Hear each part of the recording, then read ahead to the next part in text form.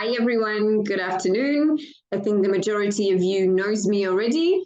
I'm Kim, founder of Slow & Co. Slow & Co is, if I'm not mistaken, definitely the first sustainable connector in Spain. It might be even the only one, not sure across the world, but so far still need to find some company that does the same thing that I do. We connect, that's our mission. We connect sustainable brands. We help them co-create, collaborate, and create synergies. We do that through different projects. Canarias Eco is a local marketplace to connect consumers with local sustainable brands. We have the Slow Business Club. This event is a part of the club. It's free for members. And then people can join via contribution, as some of you did today. It's a Spanish-speaking club. And then apart from that, we offer individualized services according to the needs of a company to kind of work with them. So we're here today to speak about why social impact matters. And we were talking about it before, Krish and I, that it's actually exactly a year ago, well, maybe not to the date, but at least to the month, that he's interviewed me for his Tales to Inspire podcast, which was a very emotional and moving interview. I'll never forget that one. And I loved his journey. I loved what he does. He's the founder of Tales to Inspire, a social enterprise. It's a not-for-profit, let's say, that shares people's stories from across the world, just to basically encourage people to never give up. And that's what I like so much. Founded in late 2019. Now he does an awful lot. He'll tell about it himself. They've grown into a small team. They do workshops, inspirational sessions for businesses, in schools. And he's told me that their stories are being read in 107 countries around the globe and listened to in 94 countries. I mean, I'm amazed. Krish, the floor is yours. May I remind everyone to switch off microphones and also your video. Thank you. Right. Thank you so much, Kim. Oh, wow. Everyone's just blanked. The video went off. Absolutely scary. I love it. So, hi, everyone. I'm not going to be speaking for too long, just 10 minutes, and I'm going to be sharing my aim of really showing you why you do what you do. Or the question more like, why do you do what you do? Who's that person in the mirror? What's the reason for life? And where do you fit in? I think that's a question that I asked myself from a young age, and I never really knew. All the way through my childhood, I was racially abused. All I wanted to do was play football. We've already talked about football, Giovanni. Football was my everything. And I was told that I would never become a footballer. And it was really a really difficult time for me where I never knew how to fit in. But my values were all about materialistic things. I only cared about hype, parties, females and relationships, having money, big cars, a big house, that kind of stuff. And I started to change. Now what we do, as Kim said, she talked about what we do as a social enterprise now. Fast forward, I became a professional footballer and went through a lot of struggles. But we share stories of mental health, homelessness, sustainability, organ donation, racism, disability, poverty, and so many different things. I've shared stories of over 100 people around the world since 2019, all because I realized that we're all connected. Whether it's Catherine, Claudia, Adam, whoever it is in this room, you're completely different to each other, but you're also very, very connected. So we are connected to everything.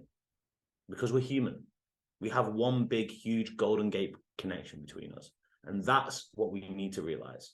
So whether your business or whether you focus on sustainability, but you are directly connected to someone who focused on just profit or a big company or talking about disability, you are directly connected. It's your role to find that connection. And whether we're just talking about a certain type of thing, a theme or an area, we have to realize that connection is in everything.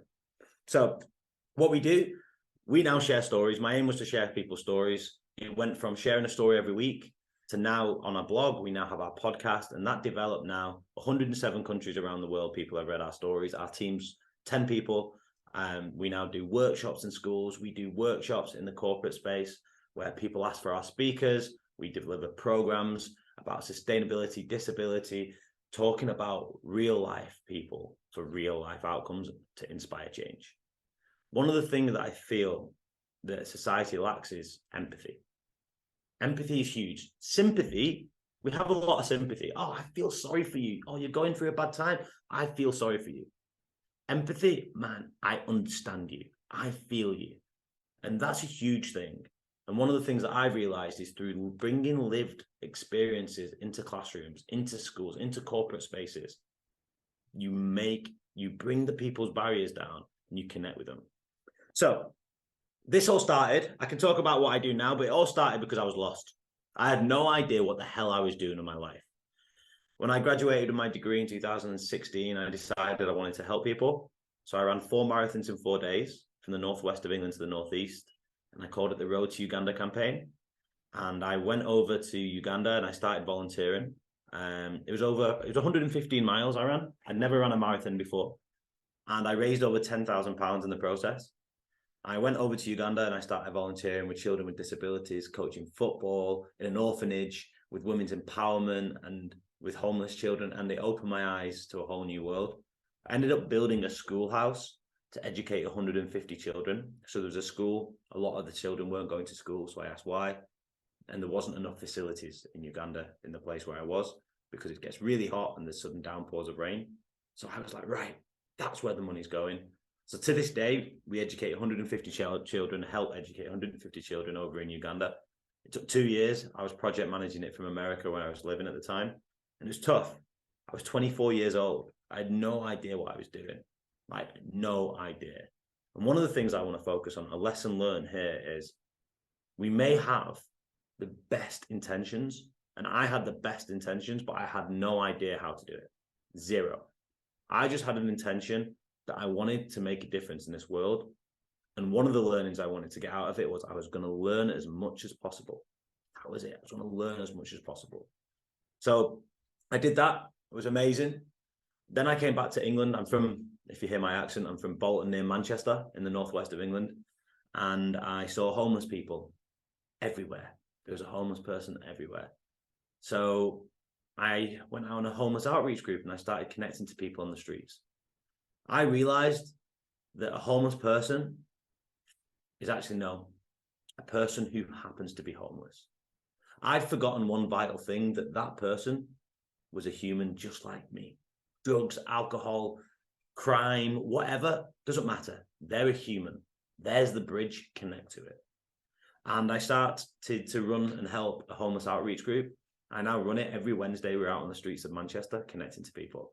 But I started to get abuse. You can't teach an old dog new tricks. Or if they're not willing to help themselves, Krish, who do you think you are to help these people? And I started to realize that there's a big gap between the homeless person and the society that walks past.